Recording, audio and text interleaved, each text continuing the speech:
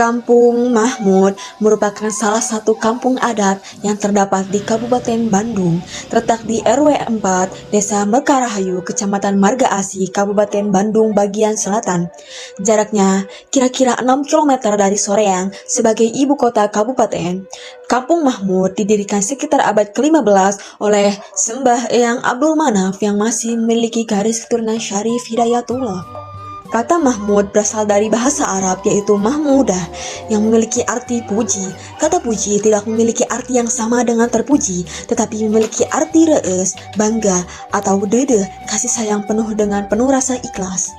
Kampung Mahmud memiliki kondisi alam yang indah, terletak di pinggir Sungai Citarum dan dikelilingi oleh hamparan sawah yang luas. Kampung ini memiliki lokasi yang strategis karena berada di antara kota Bandung dan Soreang. Jumlah penduduknya sekitar 1.200 orang yang terbagi dalam 1 RW dan 4 RT. Pada umumnya, masyarakat Kampung Mahmud memiliki mata pencaharian yaitu sebagai petani, pedagang, sopir, dan pegawai negeri maupun swasta. Kampung Mahmud memiliki ciri khas dalam tata cara kehidupan yang berpedoman kuat pada ajaran agama.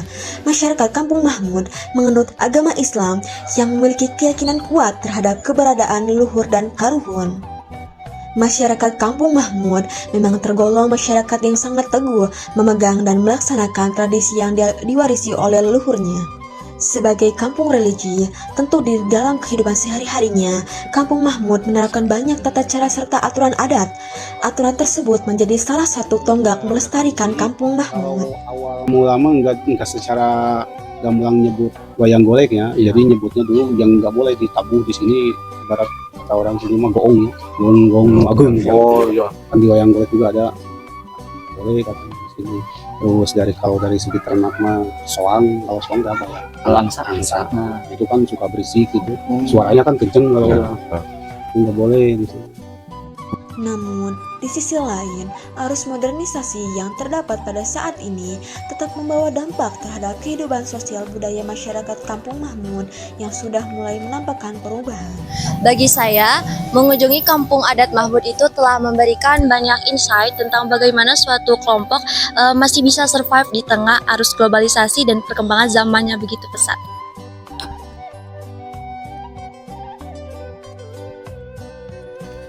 Kampung Mahmud, sebuah pemukiman yang kaya akan tradisi.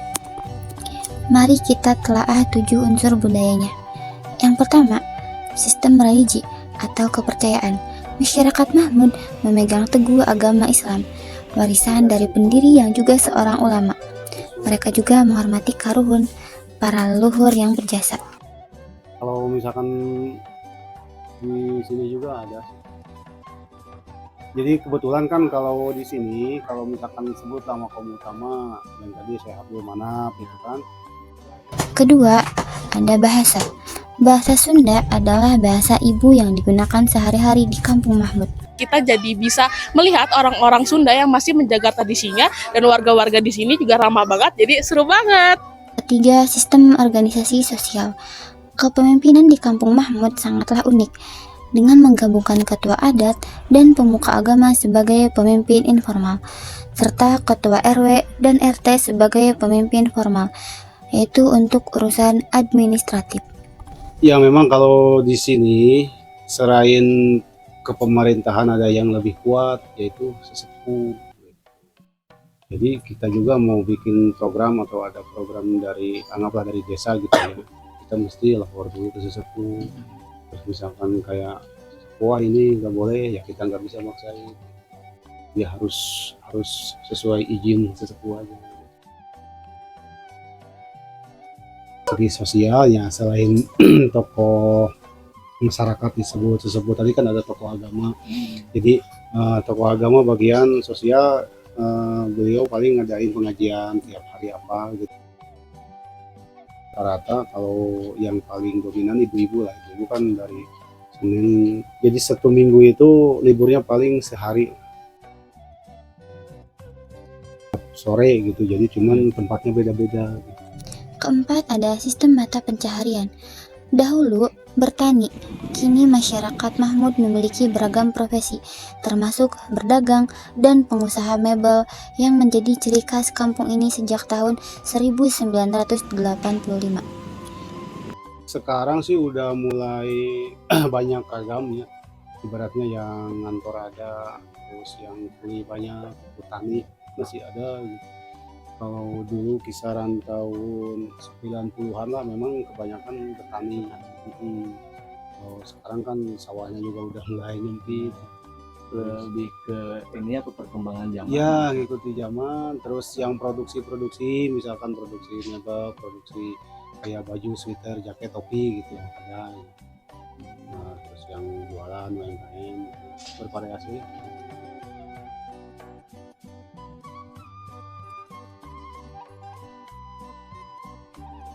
Ya, alhamdulillah setelah kita mengunjungi Kampung Mahmud ini, banyak sekali pengalaman ataupun wawasan yang kita dapat, terutama terkait kultur ataupun budaya yang ada di sini dan tentunya menarik untuk kita perdalam. Mengunjungi kampung adat ini merupakan pengalaman yang sangat luar biasa dan dapat menambah wawasan bagi kita semua. Sangat luar biasa gitu melihat bagaimana antusias banyak orang yang berkunjung ke Kampung Mahmud ini yang memang banyak sekali keunikan gitu, yang berbeda dari kampung-kampung lainnya. Kelima, peralatan teknologi. Berkembangnya industri mebel membawa perubahan teknologi dengan digunakannya mesin penghalus dan tata untuk meningkatkan produksi. Yang keenam, kesenian. Ada larangan membunyikan gong karena alasan sejarah. Namun masyarakat Mahmud aktif dalam kesenian bernuansa Islami seperti nyanyian dengan lirik keagamaan yang diiringi tabuhan rebana dan kesenian terbang yang serat pesan dakwah.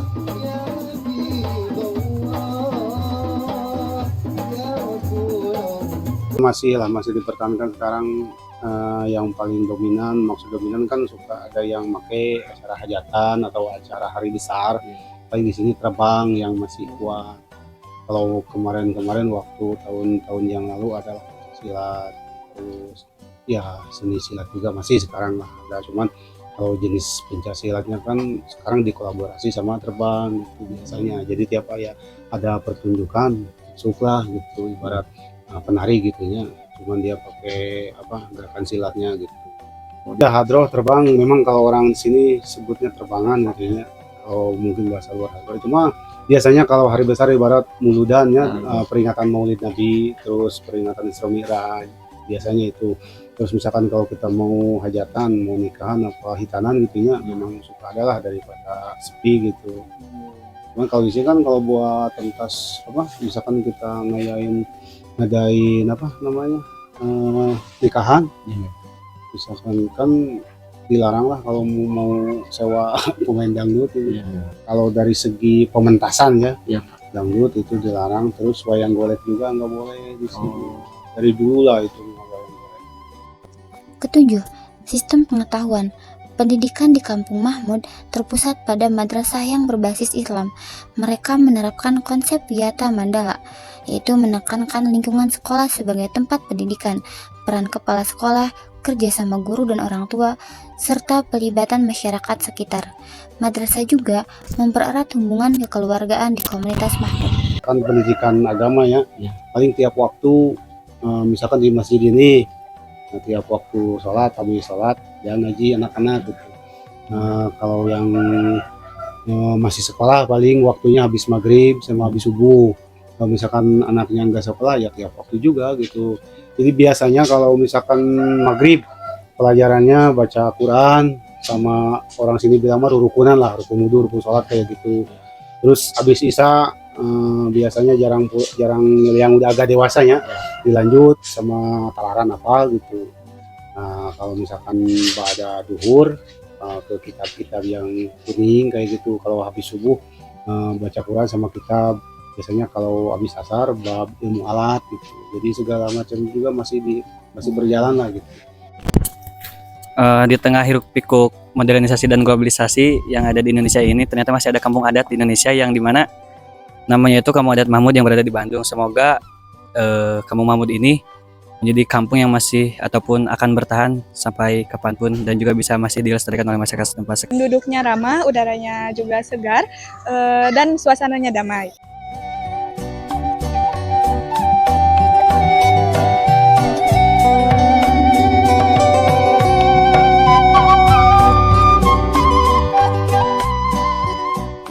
jadi semakin penasaran untuk meneliti kampung adat yang lain yang ada di Indonesia ini. Nah kan ya seru Pol, padangnya nah ya.